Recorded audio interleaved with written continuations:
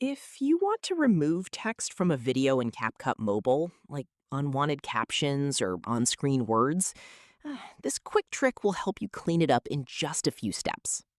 First, open your CapCut project where the text appears. Make sure your video is already imported and ready to edit. Now, tap on your video clip and select the duplicate option. This will create an identical copy of your original clip, which is important for the next step.